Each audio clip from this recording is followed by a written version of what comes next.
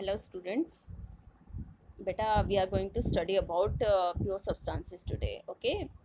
हाँ, ये स्टार्ट करते हैं तो वही जो मैं आपको लास्ट क्लास में भी समझाया था, एक चीज़ मैं आपको सबसे पहले वही बता रही हूँ कि everything that surrounds us is made up of matter. जो भी चीज़ हमारे आसपास है वो किससे बनी हुई है? मैटर से बनी हुई है। हाँ, मैटर अगेन, अगर कोई भी चीज़ जो मैटर से बनी हुई है वो स्मॉल स्मॉल पार्टिकल से बनी हुई है। मैं यहाँ अगर आपको बताऊँ, कोई भी चीज़ है जो आपकी मैटर से बनी हुई है वो स्मॉल पार्टिकल से, छोटे छोटे पार्टिकल से मिलके बनी हुई है ना। ये चीज़ मैंने आपको समझाया था। अब मैंने आपको डिफरेंस बताया था प्योर सब्सटेंस में और मिक्सचर में। हाँ, आपका जो प्योर सब्सटेंस होता है वो जो सारे पार्टिकल्स हैं, ये जितने भी ये सारे पार्टिकल्स हैं ये सेम होंगे। ठीक है, प्योर सब्सटेंस कब बोलते हैं हम किसी चीज़ को? जब ये सारे पार्टिकल्स हैं ये क्या है? सेम है, सिंगल टाइप ऑफ पार्टिकल से जो बना होता है। ओके। और जो आपका मिक्सचर होता है, आपको मैंने बताया था, वो आपका दो या दो से ज़्यादा, कोई इसमें से देखो दो, इसमें ये अलग अलग पार्टिकल्स होंगे, वो क्या होंगे? अब यहाँ पे देखो, आपको रेड कलर के पार्टिकल्स नज़र आ रहे हैं, ग्रीन कलर के नज़र आ रहे हैं। ठीक है, तो जो आपका दो या दो से ज़्यादा टाइप्स के पार्टिकल से बने होंगे तो वो आपका क्या बन जाता है? मिक्सचर बन जाता है। हाँ, लेकिन आज हमें किसकी बात करनी है? प्योर सब्सटेंसेस की। ओके। प्योर सब्सटेंस का आपको पता है क्या, किस टाइप के पार्टिकल मिलेंगे? सिंगल टाइप के। प्योर सब्सटेंस में आपको एक सिंगल टाइप के पार्टिकल्स मिलेंगे। अब जो ये सिंगल टाइप के पार्टिकल हैं, that can be your element, हाँ, और it can be your compound. ये मोस्ट इंपॉर्टेंट लाइन है। अगर ये आपको समझ आ गई तो आगे पूरा ये एलिमेंट कंपाउंड समझने में आपको कोई प्रॉब्लम नहीं होगी। आपको क्या समझना है कि प्योर सब्सटेंसेस, फर्स्ट लाइन जैसे आप बोलोगे प्योर सब्सटेंस, आपके दिमाग में एक बात आ जानी चाहिए कि it is made up of single type of particles. हाँ, अब जो आपका ये सिंगल टाइप ऑफ पार्टिकल है, या तो ये एलिमेंट होगा या क्या होगा? कंपाउंड होगा। जो सिंगल टाइप का पार्टिकल है वो या तो एलिमेंट होगा या कंपाउंड होगा। यहाँ देखो, मैंने आपके लिए डायग्राम भी बना रखा है। इसमें देखो, ये एलिमेंट है आपका। कोई भी एक आयरन की शीट ले ली आपने, ये आयरन की आपने शीट ले ली। हाँ, इसमें ये छोटे छोटे जो पार्टिकल्स हैं, ये आप देख रहे हो क्या है? F E. साइंस में आयरन को हम कैसे लिखते हैं? F E. तो सारे क्या हैं? F E F E F E F E. हाँ, पूरा ये आपका किससे बना होगा? F E F E F E F E. सारे एक ही टाइप के एलिमेंट हैं, एक ही टाइप का पार्टिकल है। तो ये आपका क्या हो गया? एलिमेंट। कंपाउंड, यहाँ पे देखो, अभी मैं समझाती हूँ, इसमें डिफरेंस भी अभी आपको मैं बताऊंगी। कंपाउंड देखो, इसमें भी सिंगल टाइप के पार्टिकल हैं, दोनों के दोनों में आप देख रहे हो यहाँ पे F E F E F E F E. सारे आयरन के जो एटम्स हैं, एटम्स नेक्स्ट चैप्टर में हम समझेंगे। अभी के लिए सोचो, ये पार्टिकल हैं सारे एफ ई के हैं, आयरन के हैं। कंपाउंड, अब वाटर जब आप देख रहे हो प्योर, वो भी आपको पता है एक प्योर सब्सटेंस है। इसमें जो स्मॉल पार्टिकल हैं वो भी सारे सेम है, H2O H2O H2O H2O H2O, ऐसे बहुत सारे पार्टिकल्स होंगे लेकिन वो सारे सेम है, H2O। अब इन दोनों में डिफरेंस क्या है? आप इन दोनों में देखोगे, एक और दो एग्जांपल और ले लेते हैं हम। ये कार्बन, कोयला जो होता है, कोल जो होता है, उसमें सारे पार्टिकल्स क्या हैं? Carbon carbon carbon carbon carbon. तो ये क्या होगा? अगेन एक प्योर सब्सटेंस होगा। CO2 गैस जो आप रिलीज करते हो, रेस्पिरेशन करते हुए ऑक्सीजन लेते हो, CO2 रिलीज करते हो। CO2 गैस में भी क्या है? CO2 CO2 CO2। तो ये अगेन आप क्या बोलोगे? मैम ये चारों के चारों एग्जाम्पल आपने दिए हैं, क्या है? प्योर सब्सटेंस है। लेकिन डिफरेंस क्या है? यहाँ पे जो ये स्मॉल पार्टिकल है ये क्या है? एलिमेंट है। यहाँ पे जो ये स्मॉल पार्टिकल है ये क्या है? कंपाउंड है। आपका जो कंपाउंड है, ये आप एलिमेंट है, ये आपका क्या होता है बेटा? सबसे बेसिक फॉर्म होता है। मैं यहाँ लिख देती हूँ, सबसे बेसिक फॉर्म है। आप इसे फर्दर डिवाइड नहीं कर सकते हो। जैसे कि अगर मैंने कार्बन ले लिया, आप इसे फर्दर और ब्रेक नहीं कर सकते हो। सबसे बेसिक का मतलब समझते हो? सबसे छोटी यूनिट है ये। आप इसे फर्दर, इस कार्बन को फर्दर ब्रेक नहीं कर सकते हो। जबकि अगर मैं H2O लूँ, ये क्या है? ये H2 का आप अगेन केमिकल रिएक्शन से, एक प्रॉपर केमिकल रिएक्शन से आगे फर्दर ब्रेक कर सकते हो, हाइड्रोजन गैस में और ऑक्सीजन गैस में। कंपाउंड आपका क्या, आपको पता है? दो या दो से ज़्यादा एलिमेंट से मिलके बनेगा। एलिमेंट आपका देखो, दो लाइन याद रखो, एलिमेंट आपका बेसिक फॉर्म है, that can not be further broken down. वो आपका आगे जो कार्बन है या हाइड्रोजन है, आप इसे फर्दर ब्रेक नहीं कर सकते हो बेटा आगे। अब इसे, क्योंकि ये सबसे बेसिक फॉर्म है, अब आप इसे और नहीं तोड़ सकते हो। जबकि कंपाउंड आपका, it is made up of two और मोर देन टू एलिमेंट्स। हाँ, यहाँ पे आपको नज़र आ रहा है हाइड्रोजन है इस कंपाउंड में, H2 आपका एक कंपाउंड है, इसमें हाइड्रोजन है, ऑक्सीजन है। आपने इसे फर्दर ब्रेक कर दिया, कौन कौन सी गैसेस में? हाइड्रोजन में प्लस ऑक्सीजन में। कंपाउंड के बारे में भी हम डिटेल में समझेंगे। पहले आपको ये चीज़ समझ आ गई एलिमेंट क्या है, अब एक काम कीजिए, आप एनसीईआरटी में अपना एनसीईआरटी ओपन करो अपने साथ। मैंने आपको पहले ही बोला है कि एनसीईआरटी आपकी ओपन होनी चाहिए और हाथ में पेंसिल होनी चाहिए। जो चीज़ मैं अब अंडरलाइन कराऊंगी आप वो अंडरलाइन करोगे। यहाँ देखो इन्होंने क्या बोला है, what are the types of pure substances. एक second, what are the types of pure substances. सबसे पहले इन्होंने किसकी बात करी, यहाँ देखो, यहाँ से आप अंडरलाइन करना स्टार्ट करोगे। एलिमेंट, ये दोनों की बात कर रहा है, एलिमेंट की बात कर रहा है और कंपाउंड की बात कर रहे हैं। ठीक है, पहले हम एलिमेंट के बारे में पढ़ेंगे। मैंने अभी आपको एलिमेंट के बारे में क्या बताया, एलिमेंट इज एज अ, एक सेकेंड, ये काफ़ी इसकी थिकनेस ज़्यादा है। यहाँ से अंडरलाइन करो, element as a basic form of matter that can not be broken down into simpler substances by chemical reaction. जो कार्बन है आप इसको आगे ब्रेक नहीं कर सकते, हाइड्रोजन है आप इसे आगे ब्रेक नहीं कर सकते। ये चीज़ समझ आ रही है, ये क्योंकि एक बेसिक फॉर्म है। या आप अपनी कॉपी में लिखोगे, element is a basic form of matter that can not be broken down into simpler substances by chemical reaction. Further इन्होंने जो आपके एलिमेंट हैं, डिफरेंट एलिमेंट्स हैं, इनको 3 कैटेगरीज में डिवाइड कर दिया। कौन कौन सी 3 कैटेगरी हैं, यहाँ देखो कि एलिमेंट को इन्होंने 3 कैटेगरीज में डिवाइड कर दिया। कौन कौन सी, metal, non metal and metalloid. ये चीज़ समझ आई। एलिमेंट को हमने 3 डिफरेंट कैटेगरीज में डिवाइड कर दिया, metal, non metal and metalloid. अपने यहाँ पे एनसीईआरटी में आ जाइए। यहाँ पे एक सेकेंड, फर्स्ट देखो इन्होंने क्या लिखा है। फर्स्ट लिखा है, इन्होंने बात करी है मेटल्स की। सबसे पहले हम किसके बारे में समझेंगे, मेटल्स की। फर्स्ट पॉइंट है ये फिजिकल करेक्टरिस्टिक है बेटा, मेटल की। हम मैं सबसे पहले एग्जांपल दे देती ताकि आपको इसके जो सारे करेक्टरिस्टिक्स आगे दे रखे हैं, जो सारी आगे प्रॉपर्टीज बताई हैं मेटल्स की, समझ आए। मेटल्स क्या होते हैं, जो आप गोल्ड देखते हो, सिल्वर देखते हो। यहाँ देखो पहले ही एग्जांपल अंडरलाइन कर लो ताकि आपको ये सारे करेक्टरिस्टिक्स समझ आए। गोल्ड है, सिल्वर है, कॉपर। आपके पंखे की मोटर होती है डिफरेंट, कोई मोटर, ये ज़्यादातर इलेक्ट्रिक मोटर्स होती हैं, इसमें आपको कॉपर की वायर नज़र आती है। वैसे भी आपके घर में जो भी वायरिंग हो रही है उसके अंदर कौन सी वायर होती है, कॉपर वायर होती है। ठीक है, आयरन, लोहा, सबसे सिंपल सबसे कॉमन जो आपका मेटल का एग्जाम्पल है वो क्या है, लोहा, आयरन। ठीक है, सोडियम, पोटेशियम, ये सब क्या है आपके मेटल ही है। मेटल समझ आ गए, सोना, चांदी, गोल्ड, सिल्वर, आयरन, कॉपर, ये सब क्या है, मेटल है। तो आप क्या है, फर्स्ट इन्होंने पॉइंट बोला है, दे हैव लस्टर, इनके पास एक शाइन होती है। आप इनकी सरफेस देखोगे कुछ शाइनिश सरफेस होती है, डल सरफेस नहीं होती है। सेकंड, अब आपको क्या बोला है, दे हैव सिल्वर ग्रे और gold yellow colour, golden yellow colour. इनके अगर ज़्यादातर मैक्सिमम आप कलर रेंज देखोगे, या तो वो सिल्वर टाइप ग्रे होंगे या गोल्डन येलो कलर होगा उसका। हाँ, ये फिजिकल करेक्टरिस्टिक्स हैं, इतना इंपॉर्टेंट नहीं है। नेक्स्ट पॉइंट से अभी ये ज़्यादा इंपॉर्टेंट है। ये इन्होंने थर्ड पॉइंट के आपको क्या बोला है, they conduct heat and electricity. जो आपके मेटल्स होते हैं, ये आपने आपके एलिमेंट्री 6th 7th 8th में भी पढ़ा है, metals are good conductor of heat and electricity. इसका मतलब क्या है, आप अपना कुछ भी गैस पे रखते हो, मेटल का कुछ गैस पे रखते हो, कोई बर्तन गैस पे रखते हो, आप उसे थोड़ी देर बाद टच करो, क्या हुआ, वो गर्म हो जाता है ना, आप उसे पकड़ नहीं पाते हो। तो क्यों, क्योंकि वो गुड कंडक्टर है किसका, हीट का। हीट जो आपकी गैस से हीट है वो पूरा मेटल आपका गर्म हो गया है क्योंकि वो गुड कंडक्टर है हीट का।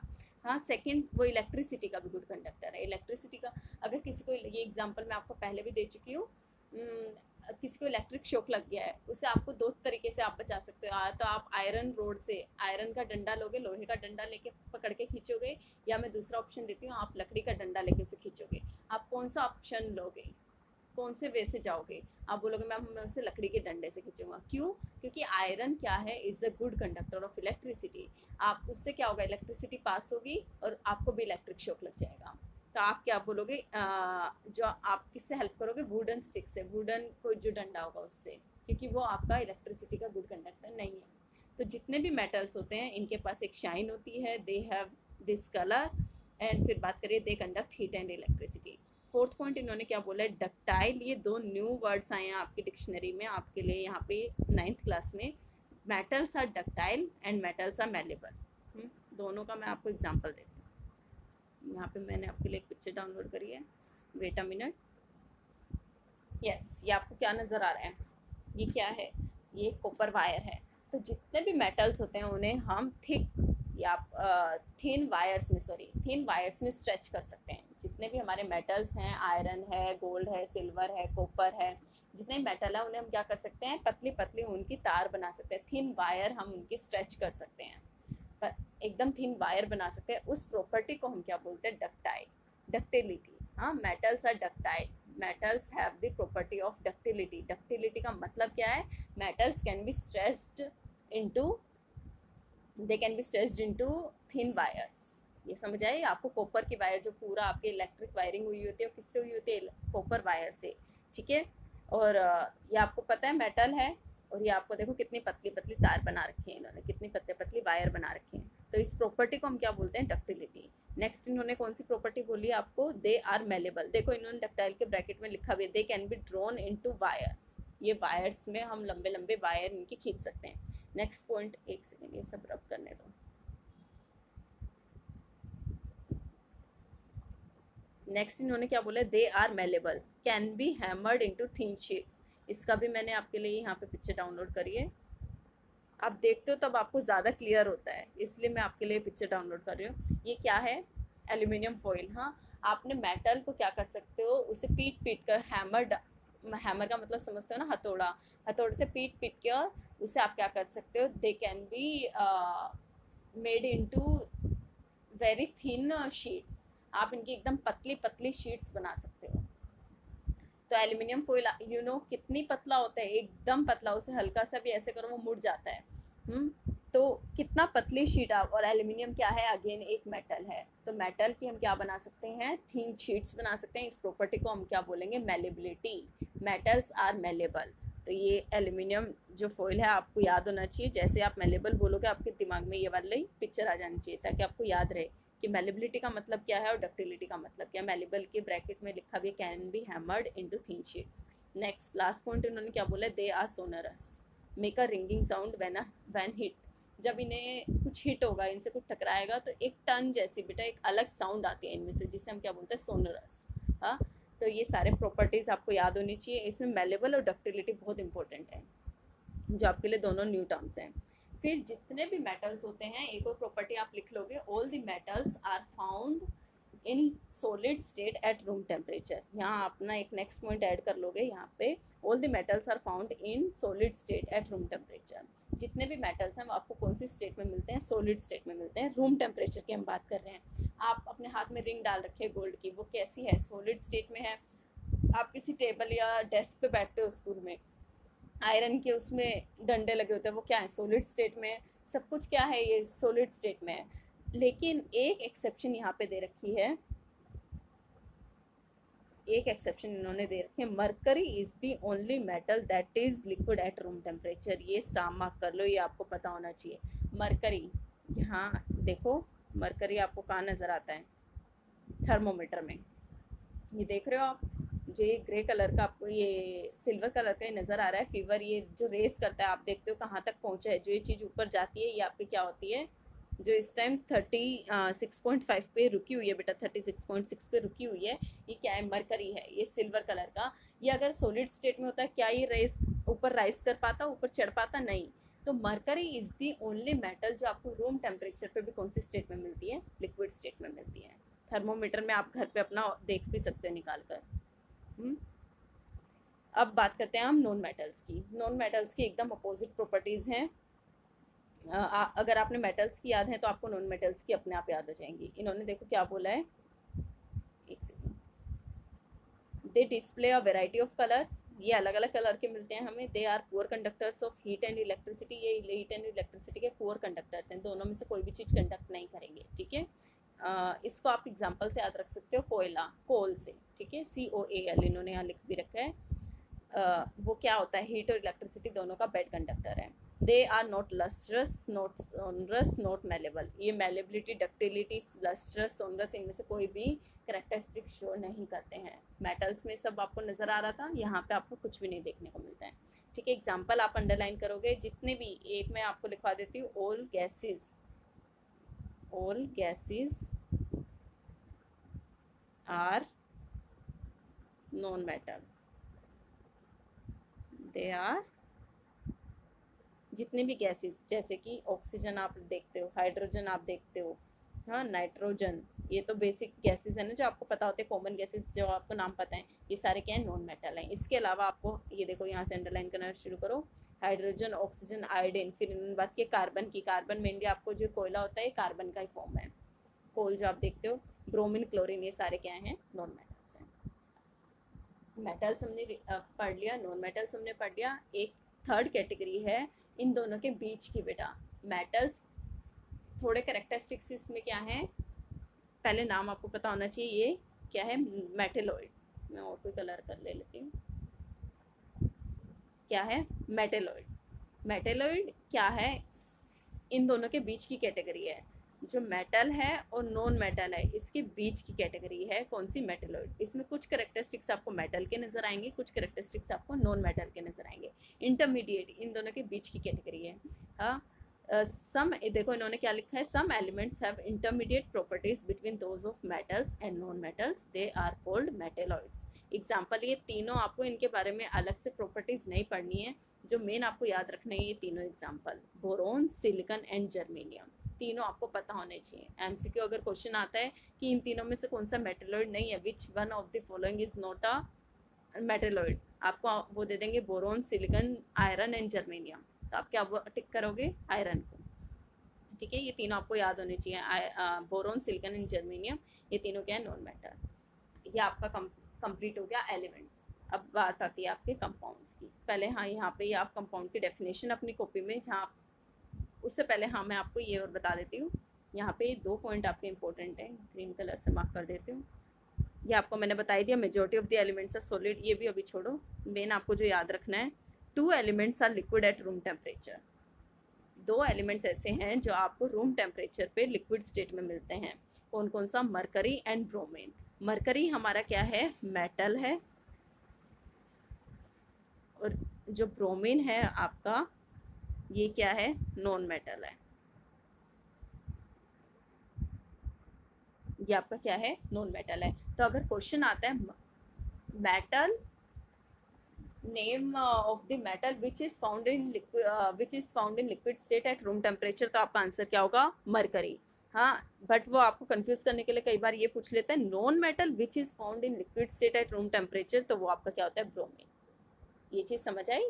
ज़्यादातर नॉन मेटल आपको गैसियस स्टेट या अलग स्टेट में मिलेंगे, मोस्टली गैसियस स्टेट में, बट ये एक ऐसा नॉन मेटल है जो आपको कौन सी स्टेट में मिलेगा, लिक्विड स्टेट में। इसके बाद एक और इन्होंने ये जो दे रखा है, लास्ट वाला पॉइंट, ये भी आप ये दोनों स्टार मार्क कर लोगे। Elements gallium, caesium become liquid at a room temperature slightly above at a temperature slightly above room temperature. ये देखो, आपको मैं पिक्चर दिखाती हूँ तब आपको क्लियर होगा। ये देखो, इसके हैंड में आपको पता है मेटल्स ज़्यादातर आपको किस में, सॉलिड स्टेट में मिलेंगे, और अगर आपको इनको लिक्विड स्टेट में ले जाना है, आयरन को आपको लिक्विड स्टेट में लेके जाना है, आपको पता है आयरन को मेल्ट करने के लिए, लोहे को पिघलाने के लिए आपको कितना ज़्यादा टेम्परेचर, फर्नेस होती हैं, एकदम भट्टी होती हैं, उसमें जाके इतना ज़्यादा टेम्परेचर देना पड़ता है, तब जाके वो मेल्ट होता है। बट आप यहाँ पे देखो, ये गैलियम और सीजियम भी मेटल ही हैं। ये आप अपने जब क्या कहते हैं, पाम पे रखोगे, अपने हाथ में हथेली पे रखोगे, तो थोड़ी सी जो हमारी बॉडी से हल्की सी वार्मनेस निकल रही है, थोड़ी सी गर्माहट मिलने पे ये क्या हो रहे हैं, मेल्ट हो रहे हैं। तो यही इन्होंने पॉइंट लिखा है, ये आपका गैलियम है जो आपकी हथेली पे, पाम पे रखते ही क्या हो गया, मेल्ट। ये सॉलिड स्टेट से आपका किस स्टेट में आ रहा है, लिक्विड स्टेट में आ गया। यही इन्होंने लिखा है यहाँ पे, देखो, element gallium and caesium become liquid at a temperature slightly above room temperature. Room temperature हल्का सा ज़्यादा ही टेम्परेचर होते ही ये क्या होंगे, मेल्ट हो जाएंगे। इतना कम मेल्टिंग पॉइंट है इनका। मेल्टिंग पॉइंट अभी आप मत समझो, मेनली आपको ये पता होना चाहिए कि थोड़ा सा ज़्यादा टेम्परेचर मिलते ही ये क्या हो जाएंगे, लिक्विड फॉर्म में आ जाएंगे। ठीक है, लास्ट, हाँ, कंपाउंड के बारे में वैसे मैंने आपको समझा दिया है, आप इसकी डेफिनेशन अपनी नोटबुक में लिखो। जब आप मेटल्स के बारे में, मेटल, नॉन मेटल और मेटलॉइड के बारे में लिख लेंगे, उसके बाद आप हेडिंग डालेंगे कंपाउंड, और ये डेफिनेशन आपको पता होनी चाहिए। यहाँ पे 2 पॉइंट इंपॉर्टेंट है, एक सेकेंड रुको, 2 पॉइंट इंपॉर्टेंट है। पहले डेफिनेशन लिखो, a compound is a substance composed of 2 और more elements chemically combined with one another in a fixed proportion. इन्होंने 2 लाइन बोली है, एक तो आपको 2 या 2 से ज़्यादा एलिमेंट्स चाहिए। H2 है, इसमें हाइड्रोजन एलिमेंट है, ऑक्सीजन है, 2 एलिमेंट हो गए ना। H2SO4 है, हाइड्रोजन हो गया, सल्फर हो गया, ऑक्सीजन हो गया, दो से ज़्यादा एलिमेंट है। ये सब क्या है आपके, जो मैं एग्जांपल दे रही हूँ, कंपाउंड। ठीक है, फिर नेक्स्ट लाइन इन्होंने क्या बोली है, लास्ट जो लिखा है इसे आप सर्कल कर लीजिए, स्टार मार्क कर लीजिए। इसके बिना ये कंपाउंड आपका समझ नहीं आएगा आपको। Chemically combined with one another in a fixed proportion, most important word. आपका मन कर रहा है, ये मैं एक मिनट नोटपैड ओपन करती हूँ। आपने क्या लिया है, वाटर बनाने के लिए, जो कि कंपाउंड है। हाइड्रोजन चाहिए आपको, ऑक्सीजन चाहिए, लेकिन आपको फिक्स प्रोपोर्शन में इन दोनों को ऐड करना है, तभी आपका H2O बनेगा। आपका मन कर रहा है, यहाँ पे देखो आप, प्रोपोर्शन का मतलब रेशियो। यहाँ पे हाइड्रोजन कितने ले रहे हो आप, 2, और ऑक्सीजन कितने ले रहे हो, 1। ठीक है, तो इस रेशियो में जब ये हाइड्रोजन और ऑक्सीजन मिलेंगे तभी आपका कंपाउंड बनेगा हाइड्रोजन का। अदरवाइज नहीं। आपका मन कर रहा है कि आप 3 हाइड्रोजन ले लो और 1 ऑक्सीजन ले लो, तो ये आपका वाटर का कंपाउंड नहीं बन रहा है, ये कुछ और ही बन गया है। ये चीज़ समझ आई। तो फिक्स प्रोपोर्शन जो मैं वर्ड बोल रही हूँ, most important, this is most important बेटा। और कोई मैं एग्जांपल लेती हूँ आपके लिए। CO2, कार्बन कितने हैं, एक सेकेंड, हम यहाँ पे टेबल ही बना लेते हैं एक तरीके से, ताकि आपको चीज़ समझ आ जाए। सबसे पहले हमने क्या देखा, H2O। ठीक है, इसमें हाइड्रोजन और ऑक्सीजन का जो रेशियो है वो क्या है, आपको नज़र आए, 2 हाइड्रोजन लिए। अभी हम, जब आपको एटम समझ आ जाएगा तब हम यहाँ टर्म यूज़ करेंगे। 2 हाइड्रोजन के एटम लिए और 1 ऑक्सीजन का, सॉरी, 1 ऑक्सीजन का एटम लिया। तो 2:1 में जब आपका हाइड्रोजन ऑक्सीजन मिलेगा तभी आपको H2O का वो मिलेगा, कंपाउंड मिलेगा। Next CO2, C ratio oxygen, carbon कितना है, 1 है, आपको ऑक्सीजन कितना मिल रहा है, 2। ठीक है, तो ये रेशियो है जो, ये फिक्स है बेटा। ये चीज़ समझ आ रही है, फिक्स प्रोपोर्शन का मतलब ये फिक्स है। इसी रेशियो में जब ये कार्बन हाइड्रोजन या हाइड्रोजन ऑक्सीजन ये मिलेंगे तभी आपका ये स्पेसिफिक आपका कंपाउंड आपको मिलेगा। ठीक है, नेक्स्ट अगर मैं आपको बात करूँ H2SO4 की, ठीक है, जिसे आप सल्फ्यूरिक एसिड बोलते हो। यहाँ हाइड्रोजन का रेशियो इस हाइड्रोजन इस टू सल्फर इस टू ऑक्सीजन, किस रेशियो में, हाइड्रोजन कितने हैं, 2, हाइड्रोजन कितने हैं आपके, 2, सल्फर कितने हैं, 1, ऑक्सीजन के कितने एटम हैं, 4। तो इस ये रेशियो फिर से फिक्स है। यहाँ पे ज़रूरी नहीं है ओनली 2 ही एलिमेंट हो, 2 या 2 से ज़्यादा। तो यहाँ कितने टाइप के एलिमेंट है, 3। एक तो आपका हाइड्रोजन है, सल्फर है, ऑक्सीजन है, तो 3 टाइप के एलिमेंट हैं। ये कौन से रेशियो में मिक्स हुए हुए हैं, 2:1:4। तो फिक्स रेशियो का मतलब समझ आ गया जो इन्होंने यहाँ बोला है, इन्होंने यही बोला है ना, क्या बोला है इन्होंने, A compound is a substance composed of 2 or more elements chemically combined with one another in a fixed proportion। तो आपका कंपाउंड कब बनेगा, तब 2 या 2 से ज़्यादा एलिमेंट आप कंबाइन होंगे, लेकिन किस रेशो में, एक फिक्स प्रोपोर्शन। ये चीज़ समझ आ गई। एलिमेंट्स एंड कंपाउंड्स आपका कंप्लीट हो गया है। अगर हम रिवीजन करें, मैंने आपको सबसे स्टार्टिंग में हम आपको बताया था कि प्योर सब्सटेंसेस होते हैं वो स्मॉल पार्टिकल से मिलके बने होंगे, वो स्मॉल पार्टिकल सारे सेम होने ज़रूरी हैं, तभी वो सब्सटेंस क्या कहलाएगा, that would be called as pure substance. Pure substance again जो आपके स्मॉल पार्टिकल है वो आपका एलिमेंट भी हो सकता है, that can be your compound also. ठीक है, एलिमेंट का आपको एग्जाम्पल दे दिए, कंपाउंड के आपको एग्जाम्पल दे दिए। एलिमेंट अगेन 3 कैटेगरीज में डिवाइड होता है, मेटल, नॉन मेटल, मेटलॉइड। सबके करेक्टर, मेटल के करेक्टरिस्टिक्स पढ़े, नॉन मेटल के पढ़े, मेटलॉइड के पढ़े। Then we talked about compound. ठीक है, ये टॉपिक आपका कंप्लीट हो गया। इसमें कोई भी क्वेरी है, you ask me in comment section, जो भी query I will answer those queries. Okay.